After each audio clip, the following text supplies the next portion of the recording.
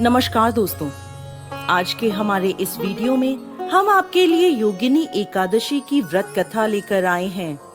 एक समय भगवान श्री कृष्ण और महाराज युधिष्ठिर के बीच एक अत्यंत महत्वपूर्ण संवाद हो रहा था। महाराज युधिष्ठिर ने भगवान श्री कृष्ण से पूछा, हे मधुसूदन, आपने मुझे ज्येष्ठ मास के शुक्ल पक्ष में आने वाली निर्जला एकादशी के विषय में बताया है।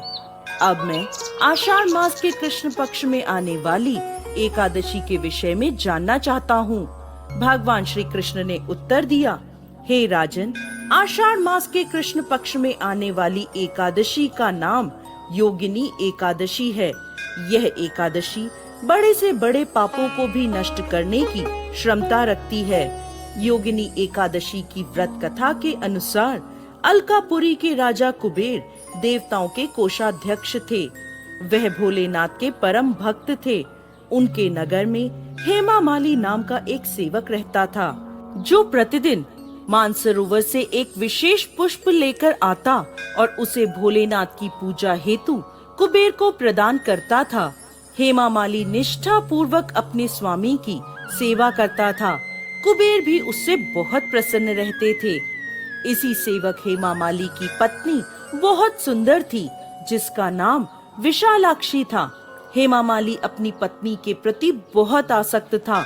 एक दिन वह प्रातः मानसरोवर से पुष्प लेकर आया, लेकिन सीधा अपने स्वामी कुबेर के पास जाने के बदले वो अपनी पत्नी के पास पहुंचा और पत्नी के साथ आनंद प्रमोद करते हुए उसे समय का ध्यान नहीं रहा।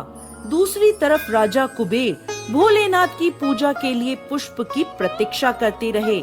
प्रतीक्षा करते करते 6 घंटे का समय बीत गया। बिना पुष्प पूजा न होने के कारण कुबेर क्रोधित हो गए और उसी क्षण उन्होंने सिपाहियों को हेमामाली का पता लगाने भेजा।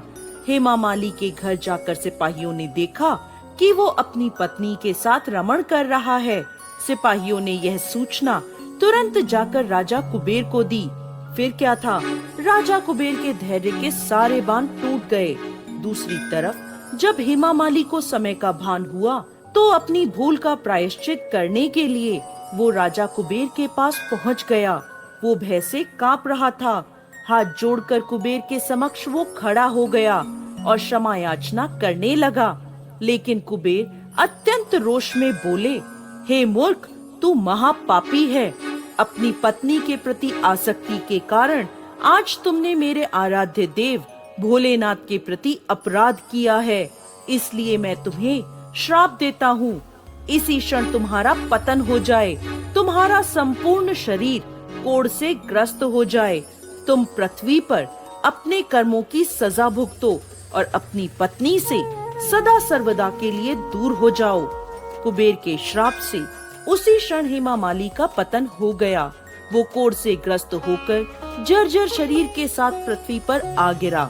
भूख प्यास से परेशान, अपने शरीर की पीड़ा से पीड़ित वो जंगलों में भटकने लगा। अनेक वर्षों तक वो यह यातना भुगतता रहा, परंतु भोलेनाथ की उपासना में सहायता करने के कारण उसकी चेतना शुद्ध और सात्विक बनी रही। एक दिन वो एक पर्वत पर जा पहुंचा, जहाँ ऋषि मार्कंडे तपस्या कर रहे थे। उन्हें देखकर हेमामाली ने उन्हें प्रणाम किया। ऋषि मार्कंडे ने उसे अपने पास बुलाया और पूछा, पुत्र, तुम कौन हो और इस प्रकार जंगल में किस उद्देश्य से भटक रहे हो?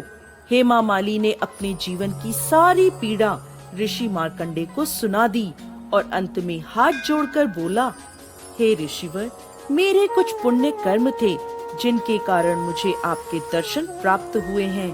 कृपा आप मुझे इस पाप से मुक्त होने का मार्ग दिखाएं। हेमामाली की प्रार्थना सुन ऋषि मार्कंडे बोले, आने वाले आषाढ़ मास के कृष्ण पक्ष में योगिनी एकादशी आएगी।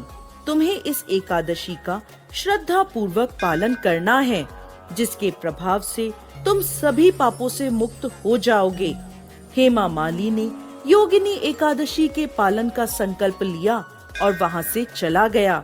आषाढ़ मास में उसने योगिनी एकादशी का श्रद्धा और नियम पूर्वक पालन किया। व्रत के प्रभाव से उसका शरीर कोढ़ मुक्त हो गया और अपने पूर्व शरीर को प्राप्त करके वो अपनी नगरी अलकापुरी वापस लौट गया। आगे भगवान श्री कृष्ण कहते हैं, हे धर्मराज युधिष्ठिर, जो व्यक्ति योगिनी एकादशी के व्रत का पालन करता है उसे 88,000 ब्राह्मणों को भोजन कराने का पुण्य फल प्राप्त होता है। वो हर प्रकार के पापों से मुक्त हो जाता है और अंत में आध्यात्मिक लोक को प्राप्त करता है। जय श्री हरि विष्णु।